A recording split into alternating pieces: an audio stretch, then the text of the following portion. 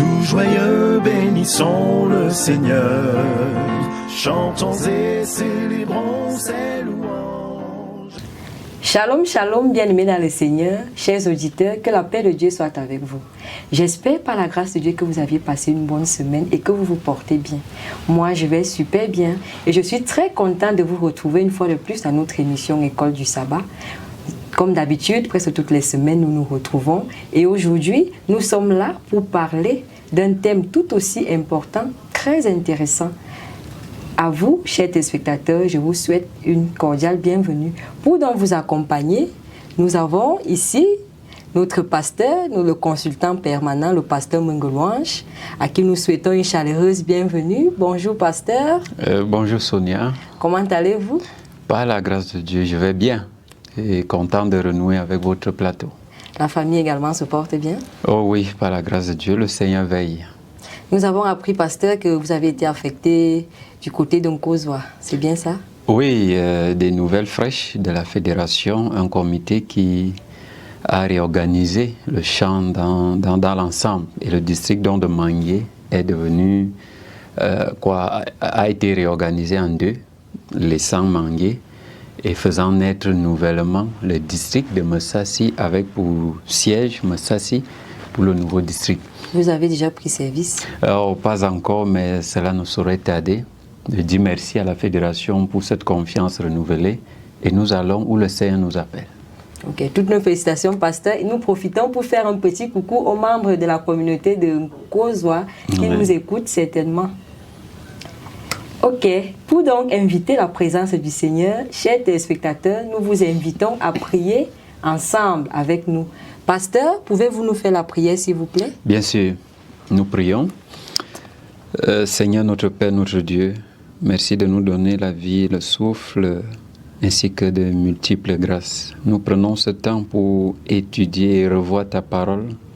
À toi de nous inspirer, à toi de nous y conduire et donne qu'au terme de cette émission, que tes enfants soient touchés et que même au terme de ce trimestre, qu'un nouveau vent souffle dans nos cœurs, dans notre foi et dans ton Église, au nom de Jésus-Christ. Amen. Amen. Comme je le disais tantôt, chers téléspectateurs, je suis très heureuse de vous retrouver une fois de plus dans notre émission École du Sabbat. Mais nous savons que nous sommes en plein dans un nouveau trimestre qui porte sur l'Exode. Et nous en sommes déjà à la 3e leçon qui s'intitule « Un début difficile ». La première leçon nous parlait du contexte de naissance de Moïse, de l'oppression. Et nous avons vu, cette leçon résumait la situation du peuple d'Israël de l'époque de Joseph, où ils ont connu des richesses, ils ont connu le bonheur, jusqu'à son asservissement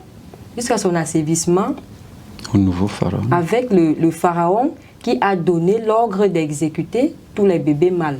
La deuxième leçon nous parlait du buisson Adam, où Dieu a appelé Moïse.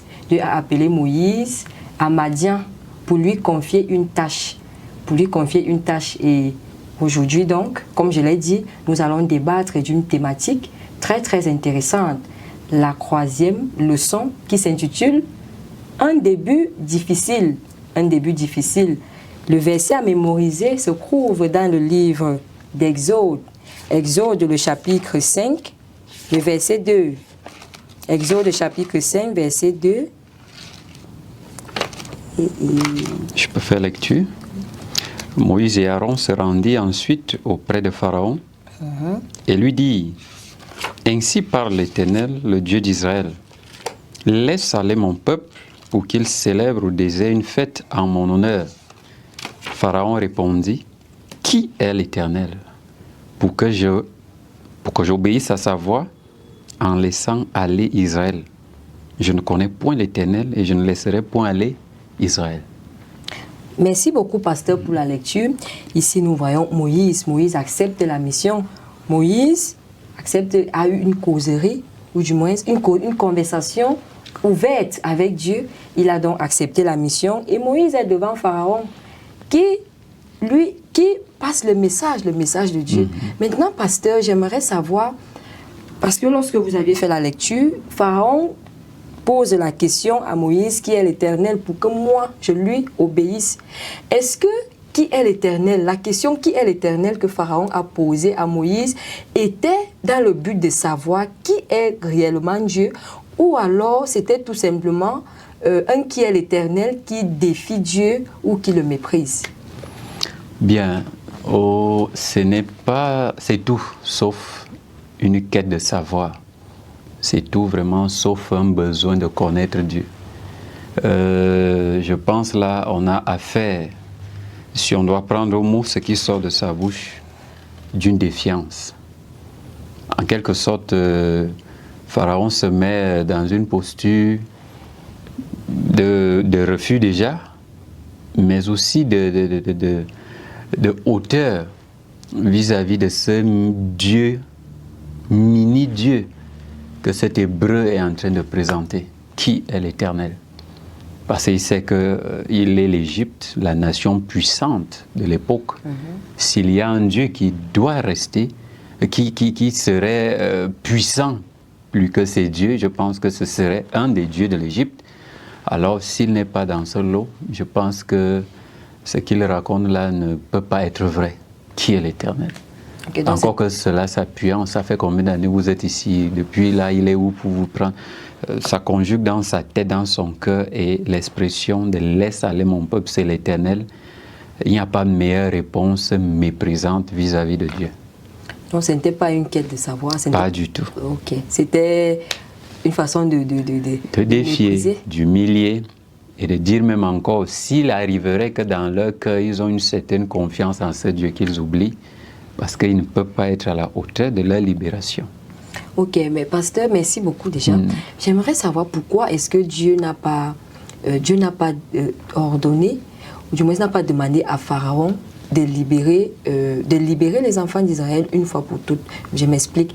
Parce que lorsque Moïse va vers Pharaon, il dit, l'Éternel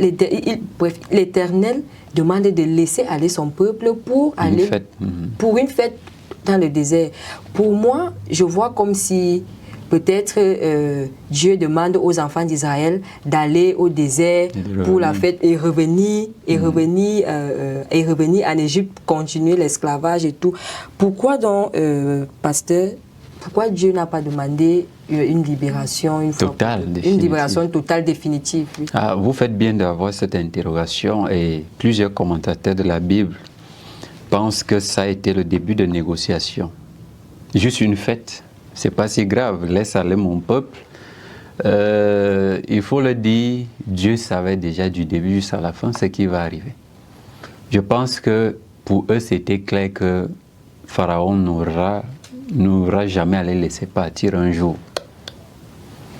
C'est-à-dire, imaginez un parent à qui vous demandez juste une permission d'aller quelque part et vous revenez.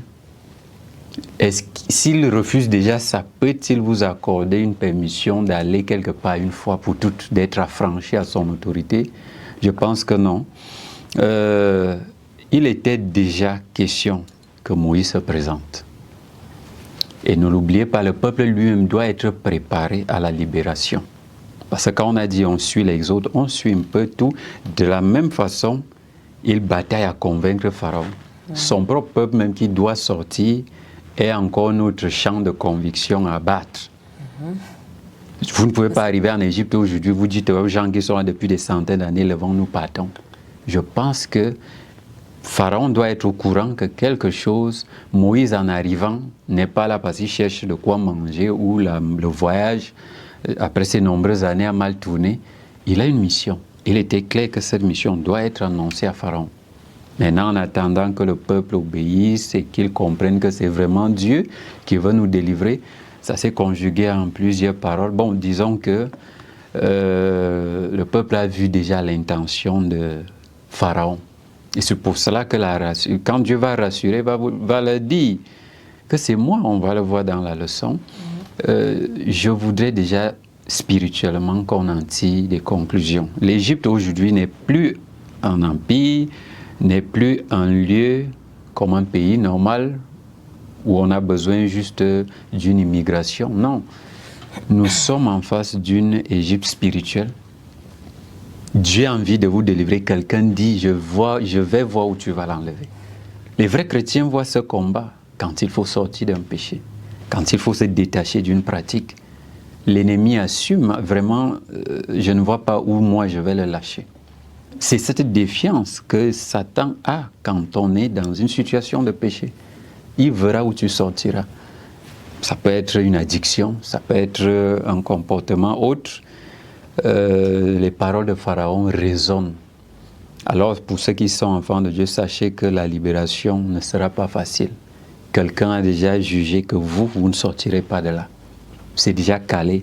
Peu importe le message de Dieu que vous écouterez, il est prêt à vous maintenir là. Parce qu'il s'en fout de ce Dieu. C'est comme une défiance.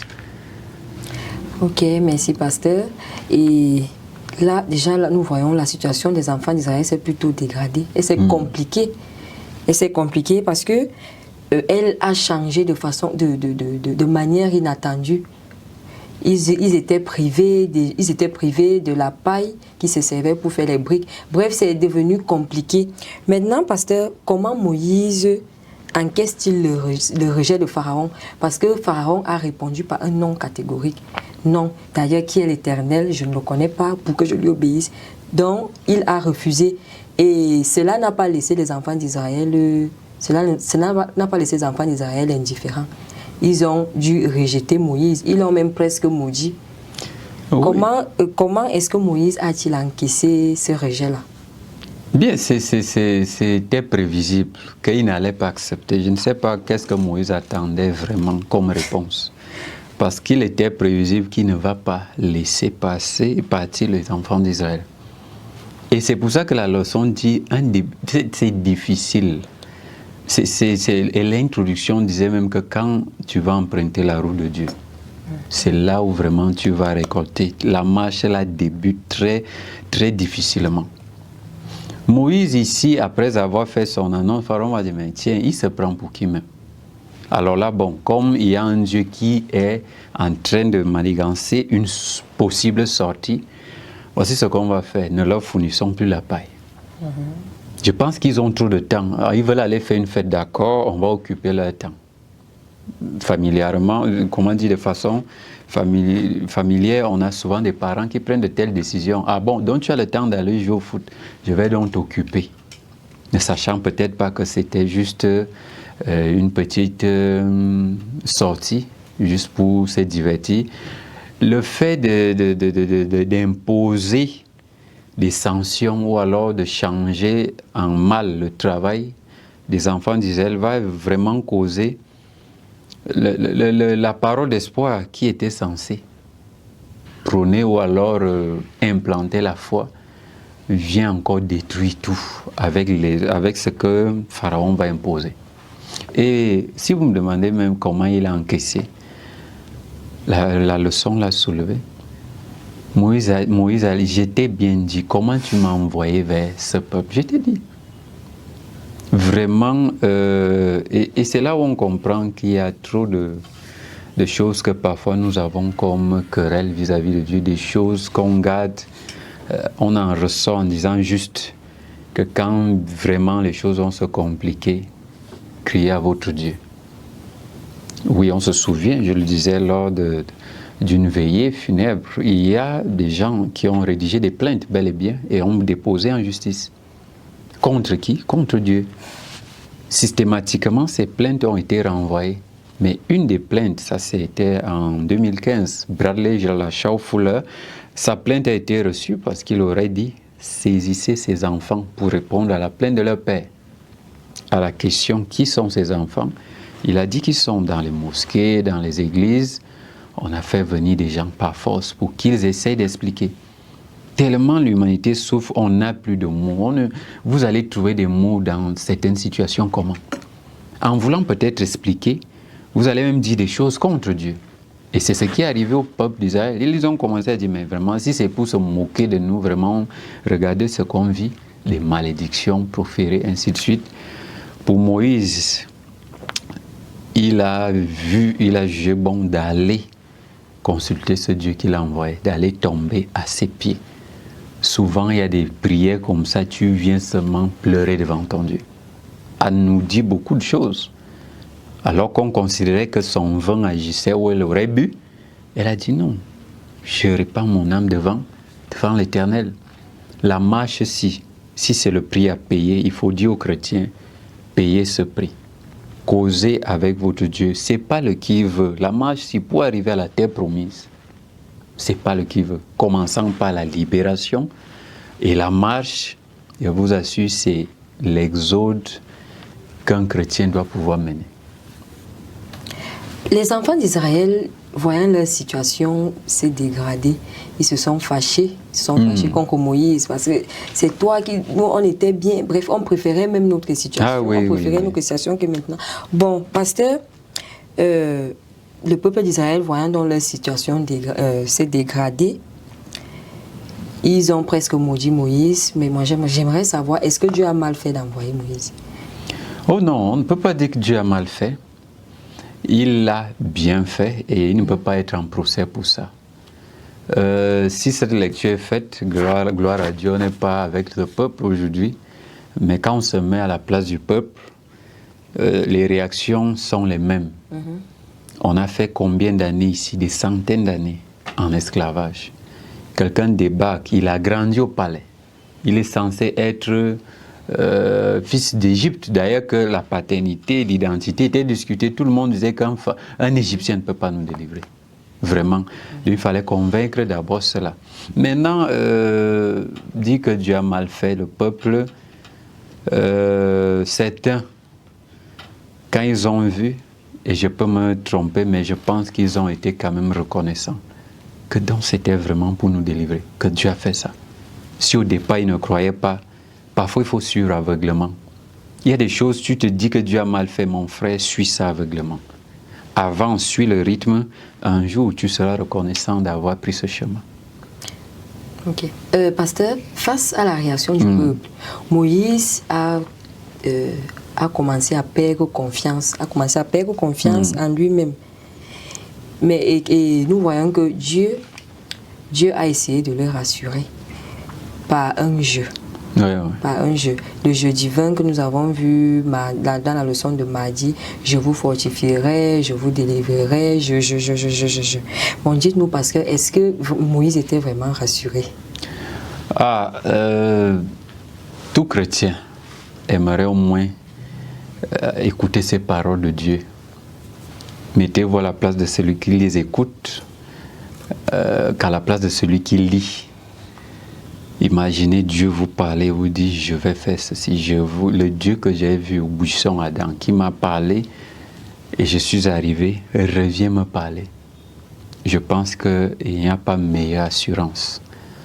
Les hommes ont des émotions contraires, la peur, la colère, l'humiliation. Moïse a dû subir ça dès le début. Le projet, vous voyez, le projet du diable, ce n'est pas souvent de tuer le projet en lui-même, mais qu'il ne commence jamais, que le projet ne démarre même pas. Je pense que la bataille la plus chaude s'est jouée. C'est en fait la victoire, la première, je peux dire, l'arrivée à Canaan, en terre promise, n'est pas la victoire. La vraie victoire de ce peuple, c'est la sortie de l'Égypte. Parce que tout ce qui s'est passé autour pour que ces gens sortent a contribué à les laisser là. Découragement. Il fallait à tout prix que Dieu les rassure. Les miracles n'étaient même pas quelque chose de prévu pour Dieu, ou alors il voulait seulement démontrer qu'il est puissant. Non. Mais à un moment, il a dit, je pense que je vais intervenir maintenant, au fur et à mesure, jusqu'à ce que ces gens sortent. Si rien n'est fait, je ne vais pas m'arrêter. Et quand il a donné la dernière plaie, si on suit l'histoire, lui-même a dit qu'après ça, vous allez faire comment? Vous allez sortir. On peut s'attaquer à tout, mais si c'est la nation égyptienne qui a tous les premiers-nés, je pense que là, on est arrivé au top de tout ce qu'on pouvait avoir complet. Alors là, si c'est ça, allez avec votre malchance. S'il vous plaît, sortez de l'Égypte. Donc, rassurons, on a besoin d'être rassuré. Donc Dieu Moïse n'a pas était mal. rassuré. Oui, disons qu'il a été rassuré. Bon, et il a également rassuré les enfants d'Israël. Oh, ça sera encore plus difficile de dire que Dieu est venu me dire qu'il sera votre Dieu. Mais je pense qu'il ne s'est pas tué après avoir fait cette causerie avec Dieu. Souvenez-vous que Moïse n'avait pas cette tâche seul. Il y avait son frère qui était là et qui savait déjà ce que Dieu va faire. Et je pense qu'il y avait déjà toute une stratégie que Dieu mettait en place pour que le peuple lui-même ne soit pas un obstacle. On vient vous délivrer, on vient vous faire du bien. Si c'est vous-même qui mordez encore celui qui vous enlève de la fosse, alors là, ça ne peut pas être possible. Donc, ils avaient besoin que Dieu leur dise, c'est vrai que Pharaon a compliqué les choses, mais ça entre dans le plan de Dieu pour vous de sortir d'ici. Donc, on ne peut pas dire qu'il n'était pas rassuré, il était, sinon la mission allait s'arrêter là. Si j'ai déjà donné toutes les raisons de mon handicap, je ne parle pas bien, vraiment, on ne va pas me laisser vivre. Te voilà qui vit, non? Tu as dit qu'une fois arrivé en Égypte, on te fera mourir, par exemple. Le peuple ne va pas... Mais si c'est déjà réussi, alors continuons. Et dans cette leçon, on a parlé du psaume d'Asaph. On a ça comme cantique. Quel autre ciel ai-je que toi? Oh mon Dieu, quand on aura tout perdu, il y a encore un Dieu sur qui s'appuyer. Écoutons-le nous réconforter. Au travers de ces saintes écritures, au travers de tout ce qu'il va dire, tous les hommes nous lâcheront. J'ai peut-être envie de dire, il y aura des paroles qu'aucun homme ne peut prononcer et ça va arranger votre situation. Il y a des gens, ils ont soif d'entendre quelque chose pardon, et de venant de vous pour les rassurer. Vous tournez tous les discours. Il faut leur dire que la meilleure assurance vient de qui? Vient de Dieu. Qu'est-ce que tu connais de Dieu dans ces moments-ci? Job, dans ces situations, a dit, l'Éternel a donné. Il a repris, que son nom soit béni. C'est en ce moment qu'il faut exhumer ce que tu connais de Dieu. Ce que tu connais de Dieu ne se voit pas quand il y a le bonheur. Si tu sais que Dieu est compatissant, il va agir. Si tu sais, c'est maintenant qu'il faut ruminer ce que tu sais de Dieu. C'est le but de Lucifer, c'est de nous donner une mauvaise image de Dieu. Alors, que dit de plus? Moïse a été rassuré. Il a été rassuré, et il a également rassuré le peuple. Oui, ça a été immédiat. Ok, pasteur, mais j'aimerais savoir pourquoi Dieu maintient-il une relation intime avec nous, avec ce peuple, malgré leurs démérites. Parce que si nous parlons humainement, bon, moi je dirais que ce peuple-là ne mérite, bref, il ne mérite aucune bonté de l'Éternel, qui ne méritait plus aucune bonté de Dieu, mais malgré leur infidélité, malgré leur démérite, Dieu continue de maintenir une relation intime avec eux. Pourquoi Dieu continue de maintenir cette relation malgré les démérites du peuple? C'est un terrain glissant, vous le savez, on dit l'amour de Dieu est insondable. C'est-à-dire, il nous aime à un point qu'on n'a pas de raison de dire qu'il nous aime pour telle ou telle chose. Et figurez-vous, la sortie n'a rien à voir d'abord avec eux, mais d'une alliance que Dieu aurait avec les premiers patriarches, que je ferais sortir Israël d'Égypte. Il avait promis ça longtemps en avant. Alors là, vos petites, vos petits agissements, vos gesticulations, si je me mets à les suivre, je peux vous écraser, vous tous avec le peuple d'Égypte ici. Je ne considère pas. Je sais que j'ai aimé mon peuple et je l'amène à terre promise. Alors là, Dieu a fait fi, il a, je peux dire, négligé tout ce qui pouvait être dit, mais sans autant laisser ça impuni. Parce que si des gens ont persisté jusqu'au désert, on a vu comment il a réagi. Quand Dieu veut sauver un moment, il faut qu'on comprenne, son amour est là. Il nous aime sans condition. Quelqu'un ne peut pas dire que je pense que Dieu a choisi cette génération parce qu'on est les plus bons. La Bible même, quelles sont les prières qu'eux-mêmes dans l'esclavage, ils ont adressées à Dieu? Qui avait encore le réflexe même de prier que Seigneur, quand est-ce que tu viendras nous délivrer? Donc à un moment, Dieu a écouté, et c'est ça qu'il dit à Moïse, j'ai entendu les cris. Je n'ai pas entendu les prières. Les cris. Donc imaginez que tout ce que vous faites parvenir à Dieu, c'est les cris. Des cris et des cris. Qui fait parvenir des prières? J'ai entendu les cris, je pense qu'il crie trop. Va les délivrer. J'aurais voulu qu'il dise, j'ai entendu la prière de mon serviteur tel qui est là-bas. J'ai entendu les intercessions de mes enfants. Non, non, non. Eux, ils passent le temps à crier et c'est ce que nous savons très bien faire. Et à un moment, Dieu dit même, je pense même la prière, il ne sait même plus prier. même gêné, il n'a plus la capacité. Si j'attends qu'il jeûne et qu'il prie, je pense que je ne peux pas. Donc mieux, inconditionnellement, je viens le délivrer. Je résous son... Il crie trop. Donc à un moment, il faut que le peuple reconnaisse que Dieu nous aime sans condition. Pas parce qu'on a trop prié ou on est juste. Comme ce peuple, il ne méritait pas, nous aussi. Parce qu'il faut se rappeler que nous, on est dans cet exode. On ne mérite rien. Mais serons-nous là toujours en train de crier, les gens cherchent la vie éternelle, nous on crie. Que le Seigneur vraiment nous vienne au secours. Donc nous pouvons dire que c'est à cause de l'alliance. Oui, oui. L'alliance, il a été. L'alliance intervient. Okay, et il reste. À un moment, donc, on ne peut pas... C'est même ça qui renforce encore l'alliance. C'est même ça que malgré tout ça, Dieu a choisi de faire comment? De les délivrer. Et il tient toujours ses promesses. Il tient toujours ses promesses. Très bonne remarque. Bon, ce peuple avait des promesses. La plus grande, c'est la sortie. Maintenant, vis-à-vis de chacun d'eux, une fois la terre promise, il y avait ci, il y avait ça. Les promesses ne cessent de continuer. Et ici, bon, nous voyons comment Moïse a trouvé une autre excuse. Nous nous souvenons, lorsqu'on avait vu le buisson à Adam, on nous a parlé des excuses. Et ici, non seulement la langue embarrassée, je ne suis pas éloquent, je ne sais pas m'exprimer. Ici, nous voyons, Moïse a retrouvé une autre excuse. Est-ce que le peuple va m'écouter? Est-ce qu'ils vont vraiment m'écouter? Est-ce que, Seigneur, tu m'as envoyé? Oui, mais est-ce qu'ils vont vraiment m'écouter? Maintenant, Dieu va le rassurer en disant que je vais t'envoyer quelqu'un qui sera... Bon, toi, tu vas t'agresser à la personne et la personne va se charger de transmettre au pharaon. Et cette personne-là, il s'agit bien évidemment d'Aaron, qui est le prophète. Bon, maintenant, la question que moi j'aimerais vous poser, pasteur, j'aimerais savoir quel est le rôle d'un prophète. Quel est le rôle d'un prophète? Et qu'est-ce que c'est qu'un prophète même? Cette question était prévisible. Parce qu'on ne peut parler de Moïse sans toucher l'aspect d'appel. Ça a toujours été un passage pour ceux qui se sentent appelés par Dieu.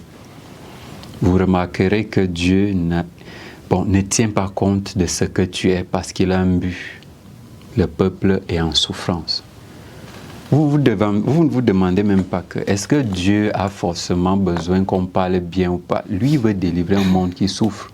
Et s'il y a quelqu'un de disponible que je peux utiliser, je fais comment? Je le fais. Ce n'est pas par rapport à toi. C'est pour ça même que quand les résultats et les mérites arrivent, tu n'es même pas comptable de ça. Parce que c'est Dieu qui rend toutes choses capables. Le prophétisme est une grande étude dans la Bible. Son rôle, c'est de faire connaître la volonté de Dieu. Son rôle, c'est de transmettre les volontés de Dieu. Quelque part même, l'intermédiaire entre Dieu et son peuple, en lui adressant les plaintes ou alors les doléances du peuple, quelqu'un qui est clair, qui oriente, qui dit que voilà la volonté de Dieu dans cette situation. Donc son rôle est intimement aussi lié à sa personne. On ne peut pas se demander, on ne peut pas mentir, son caractère participe. Et on voit bien que si Moïse se prend pour quelqu'un qui n'est pas éloquent, au moins la Bible témoigne qu'il est fort patient. Alors là, chose qu'Aaron n'avait pas. Parce qu'en 40 jours d'absence, alors que Moïse recevait les paroles d'alliance, lui, il a trouvé bon de se verser avec les autres dans la fête du veau d'or. Il a fallu... Parce qu'il était sous pression. Voilà, c'est de ça la pression là. Quelqu'un peut lâcher, craquer. Maintenant, lui, il parle bien, mais ne peut pas supporter la pression. Vous voyez que c'est lié à chacun. Donc, quelqu'un ne dise pas qu'il a fait un examen de lui-même. Il a trouvé qu'il n'est utile en rien. Dieu sait pourquoi il t'a choisi pour cette mission. Et peut-être, quand il a voulu imiter Aaron plus tard en se mettant en colère, Dieu a dit, mais depuis quand tu fais ça? D'ailleurs, c'est ça qui a causé sa perte. Et on comprend que on doit rester nous-mêmes quand Dieu nous appelle. Si ce n'est même d'être meilleur, qu'on travaille ce que Dieu veut, pour que l'appel soit encore plus efficace. Ça m'amuse des gens qui veulent répondre à l'appel de Dieu. Ils ne se cultivent pas. Ils ne vont même pas aux études. D'ailleurs, c'est la preuve aujourd'hui que quand ça lève, il crée une église. Il ne prend pas la peine d'aller être outillé. Il ne prend même pas la peine d'écouter d'abord les autres. Or, il veut que les gens viennent l'écouter. Tu t'appuies sur quoi? Tu as d'abord écouté qui? Maintenant, tu es maître, dictateur de conscience. Mais est-ce que tu as été à l'école pour au moins donner des leçons aux gens qui sont tes élèves, par exemple? Donc, clairement, la réponse suppose que le prophète a un grand rôle à jouer. Et moi, j'ajoute que dans ce rôle, sa personne est liée, son caractère est lié, et ça l'accompagne.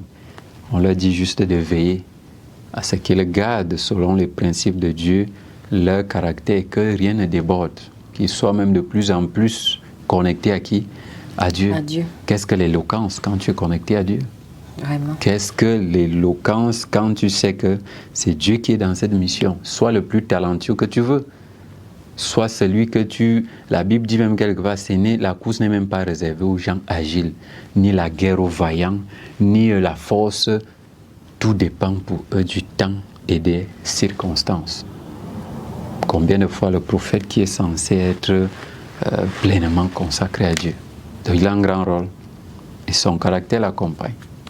Ok, pasteur, pendant la semaine, bon, il y a une question qui m'a un peu...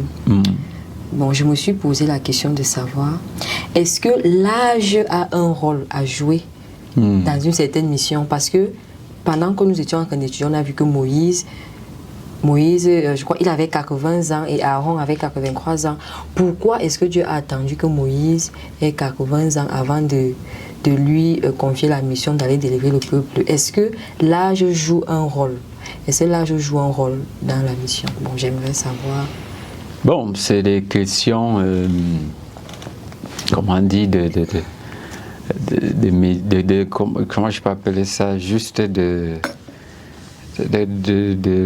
gens diraient des subjectifs, des questions qui n'ont pas une grande influence sur l'histoire, mais on s'interroge. 40 ans en Égypte et 40 ans au désert de Madian, ça fait vraiment 80. Dire à un vieillard de 80 va délivrer.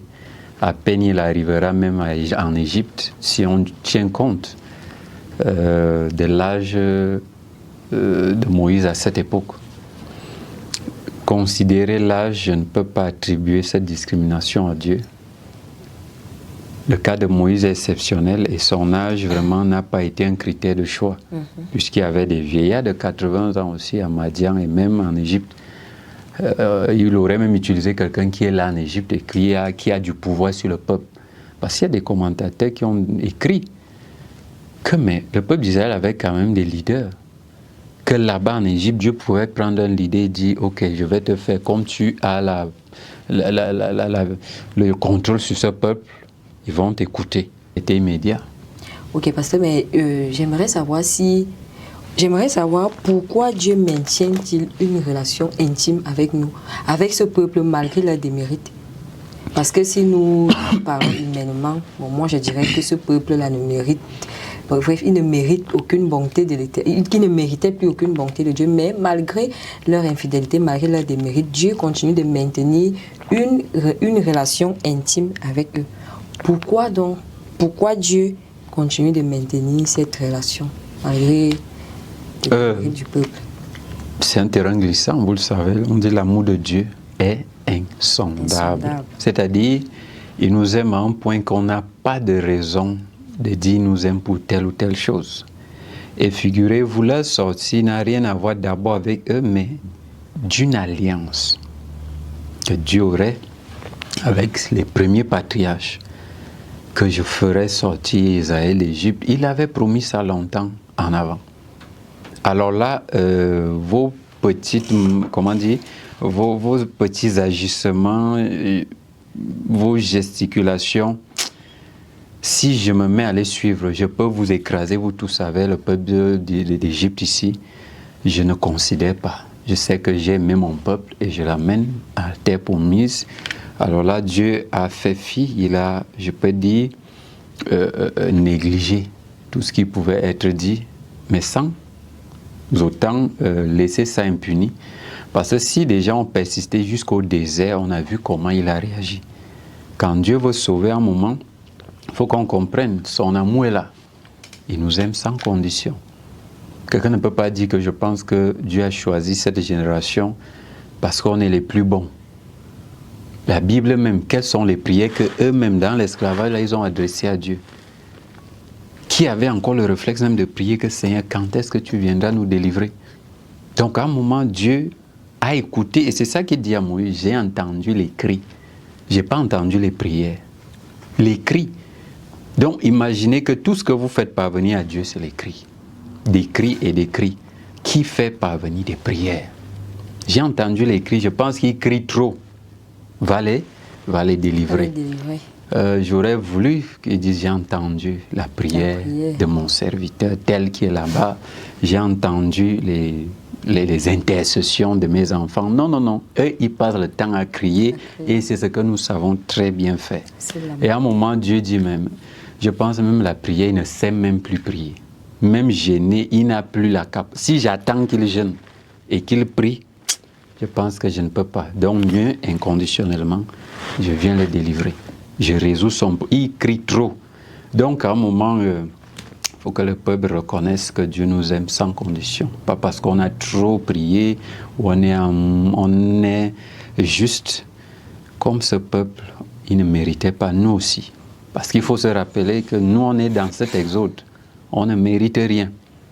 Mais serons-nous là toujours en train de crier, les gens cherchent la vie éternelle, nous on crie. Que le Seigneur vraiment nous vienne au secours. Donc nous pouvons dire que c'est à cause de l'alliance. Oui. L'alliance, il a été. L'alliance intervient. Et il reste. À un moment, donc, on ne peut pas... C'est même ça qui renforce encore l'alliance. C'est même ça que malgré tout ça, Dieu a choisi de faire comment? De les délivrer. Et il tient toujours ses promesses. Il tient toujours ses promesses. Très bonne remarque. Bon, ce peuple avait des promesses. La plus grande, c'est la sortie. Maintenant, vis-à-vis de chacun d'eux, une fois la terre promise, il y avait ci, il y avait ça. Les promesses ne cessent de continuer. Et ici, bon, nous voyons comment Moïse a trouvé une autre excuse. Nous nous souvenons, lorsqu'on avait vu le buisson à Adam, on nous a parlé des excuses. Et ici, non seulement la langue embarrassée, je ne suis pas éloquent, je ne sais pas m'exprimer. Ici, nous voyons, Moïse a retrouvé une autre excuse. Est-ce que le peuple va m'écouter? Est-ce qu'ils vont vraiment m'écouter?